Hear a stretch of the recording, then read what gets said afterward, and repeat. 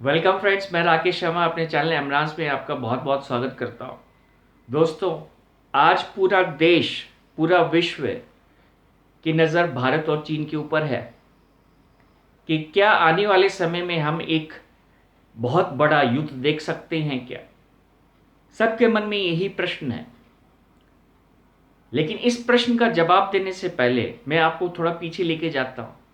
साल 2019 के अंत में, लास्ट क्वार्टर में, जब ये दुनिया 2019 में अच्छी तरह से जी रही थी, खुशहाल थी, तब कोई एक ऐसा देश था जो इस पूरे विश्व के लिए एक षड्यंत्र रच रहा था। एक ऐसा षड्यंत्र जिसके थ्रू वो सारे विश्व को अपना गुलाम बना सके, वो इंसानियत को अपाहिज बना दे, इकोनॉमीज को कमज़ोर कर दे और फिर खुद उसके ऊपर अपना हक जमा ले। लेकिन एक कहावत है कि जो इंसान दूसरे के लिए गड्ढा खोदता है, उस गड्ढे में सबसे पहले वही गिरता है। और एग्जैक्टली यही हुआ। जो प्लानिंग थी चीन की कि इस पूरे विश्व को एक ऐसी डिजीज दे जिसके कारण पूरा विश्व अस्त व्यस्त हो जाए, और फिर वो अपनी ताकत का इस्तेमाल करके काफ़ी इकोनॉमीज, जो पुअर इकोनॉमिक कंट्रीज़ है, उसको रूल कर सके, और साथ ही साथ में जो स्ट्रॉन्ग इकोनॉमिक कंट्रीज़ है, वो जब इस जद्दोजहद में रहेंगे तो उन पर अपनी हुकूमत कायम कर सके। लेकिन हुआ कुछ विपरीत, क्योंकि जो उसने बीज बोया वो सबसे पहले वहीं पर फूटा। लेकिन उसने छुपा के रखा। क्यों छुपा के रखा? क्योंकि ये उसका प्लान था, एक्शन था, कि अगर इसकी भनक पूरे विश्व को पता चल गई, लग गई, तो वो जो अंजाम देना चाहता था, जो उसके दिमाग में था, वो नहीं दे पाता। लेकिन प्रकृति को शायद कुछ और मंजूर था, और धीरे धीरे ये बीमारी पूरे विश्व में फैल गई, अफेक्ट होने लगे। लेकिन सबसे ज़्यादा चीन अफेक्ट हुआ। आप बोल सकते हैं कि चीन अफेक्ट नहीं हुआ, लेकिन मेरे दोस्तों, सबसे ज़्यादा अगर किसी इस चीज़ से कोई अफेक्ट हुआ है देश, तो वो चीन ही हुआ है। चाहे वो अपने आंकड़ों को कभी बताए नहीं पूरे विश्व को, ये अलग बात है। अब जब ये सारी चीज़ विश्व के सामने आ गई है, तो चीन कुछ अलग खेल खेल रहा है। और वो अलग खेल इसलिए खेल रहा है क्योंकि वो इस चीज़ से बाहर आना चाहता है और कुछ नए पैंतरे वो आजमा रहा है। अगर मैं आज चीन की बात करूं, तो काफ़ी ऐसे देश हैं जिस पे चीन ने अपनी हुकूमत कायम कर रखी है ज़बरदस्ती। और वो सारे देश, they are in the state of revolution, revolt against that country. चीन एक ऐसी हालत में है कि वो कुछ करेगा तो भी फंसेगा, और कुछ नहीं करेगा तो भी फंसेगा। इसलिए उसने पूरी दुनिया का ध्यान डाइवर्ट करने के लिए भारत को मोहरे के रूप में चुना, ताकि जो भी चीज़ें जो वो अपने देश में फेस कर रहा है, क्योंकि चीन आज अपने लोगों का विश्वास खो चुका है। आप सब लोग जानते हैं कि चीन में डेमोक्रेसी नहीं है। सत्ता ऐसी है जिसे कोई कंट्रोल कर रहा है, लेकिन दैट इज विदाउट डेमोक्रेसी। और उस पावर के आगे सारे लोग झुके पड़े हैं। और चीन को यही डर है कि अगर उसका पावर अफेक्ट हो गया, तो जो भी लोग उनसे डरे हुए हैं वो उसके अगेंस्ट में खड़े हो जाएंगे। और ये फियर ही था जो चीन ने अब तक अपने लोगों पे बना के रखा था। लेकिन धीरे धीरे चीन के अंदर के लोग भी इस चीज को समझ रहे हैं, और पूरा विश्व तो समझ ही रहा है।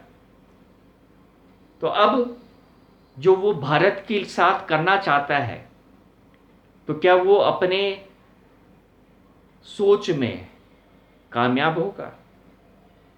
क्या चीन वाकई इस सिचुएशन में है? क्या वो भारत के साथ युद्ध कर सकता है? दो स्थितियां मैं बता रहा हूं आपको। पहली स्थिति ये कि चीन अब खोने लगा है, उसके हाथ से सत्ता जाने लगी है, उसके अंदर एक जन विद्रोह धीरे धीरे पनप रहा है उसके लिए, और इस चीज का डर चीन के राष्ट्रपति को सता रहा है, because he is thinking in fear.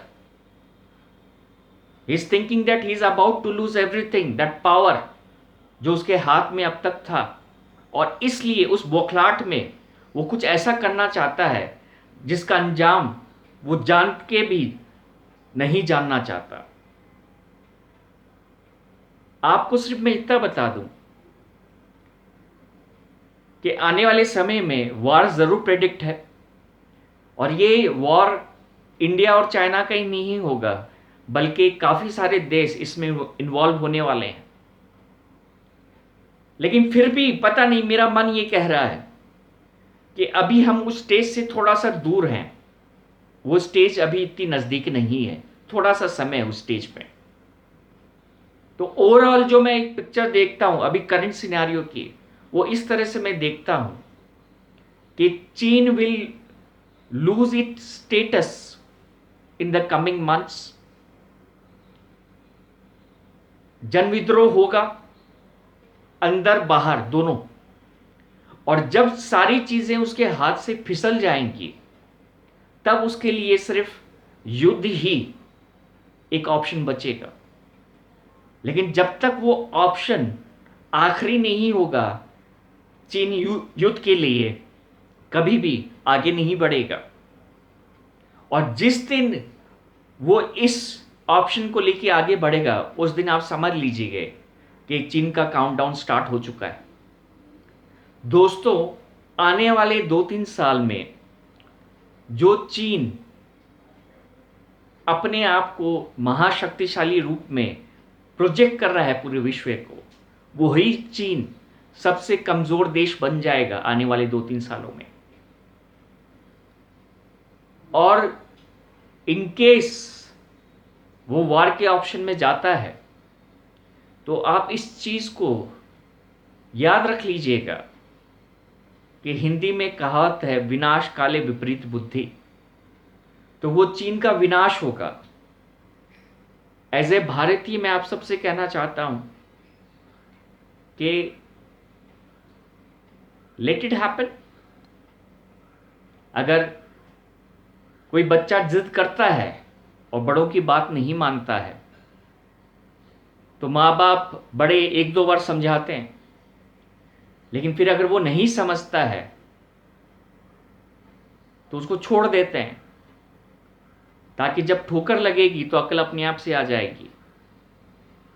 तो आप इस स्थिति को इस तरह से समझ लीजिए कि शायद कोई अपने आप को जबरदस्ती ठोकर लगाना चाहता है ताकि उसको अकल आ जाए। हर भारतीय को ये बताना चाहूंगा कि we are protected, we are in safe hands. और इस धरती की परंपरा, इस धरती का इतिहास इतना अनोखा है कि कोई भी इसको मिटा नहीं सकता। जय हिंद।